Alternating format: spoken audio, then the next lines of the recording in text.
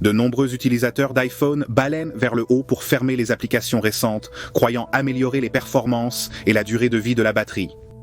Mais ce n'est en fait pas le cas, et je vais expliquer pourquoi tout de suite. En ce qui concerne la vitesse, fermer complètement toutes vos applications ralentit l'expérience lorsqu'elles sont relancées. Le système d'exploitation de l'iPhone est conçu pour gérer les ressources Central Processing Unit et mémoire par lui-même, optimisant les applications pour offrir une expérience rapide et réactive sans que l'utilisateur n'ait même à y penser. Mais lorsque vous forcez le système d'exploitation à fermer toutes les applications, il n'a pas la chance d'optimiser les performances. Au lieu de cela, l'application est vidée de la mémoire système, ce qui signifie que ce que vous faisiez et où vous vous êtes arrêté sera oublié et l'application devra recharger tout son contenu au lieu de simplement rester en veille.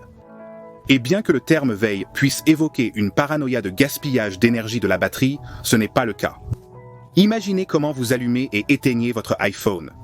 Techniquement, il est en veille lorsque vous le mettez en sommeil, mais il consomme moins d'énergie par rapport à l'arrêt de l'appareil, à l'attente de quelques minutes et à son redémarrage à chaque fois que vous utilisez votre téléphone. De même, les applications sont conçues pour rester ouvertes en arrière-plan. Et iOS est vraiment bon pour gérer leur consommation d'énergie afin d'empêcher toute application en arrière-plan de vider votre batterie à votre insu. En fait, parfois, les applications en arrière-plan qui semblent être ouvertes ont en réalité déjà été supprimées de la mémoire système et sont techniquement complètement fermées.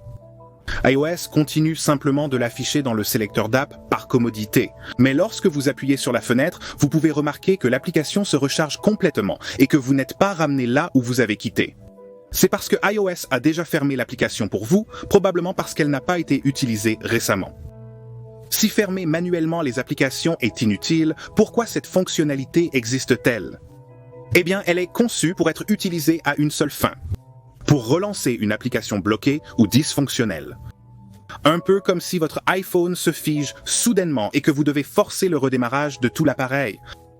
C'est une mesure de dépannage indispensable à intégrer. Mais Apple a essayé de le rendre difficile à découvrir en le cachant dans le commutateur d'applications pour empêcher les utilisateurs de fermer leurs applications inutilement. Si vous continuez à balayer vers le haut pour fermer les applications juste pour la satisfaction, je comprends. Sachez que cela n'apporte aucun avantage fonctionnel, tout en nuisant probablement à la durée de vie de la batterie et aux performances. C'est Greg avec Apple Explained, merci d'avoir regardé jusqu'à la fin et je vous verrai dans la prochaine vidéo.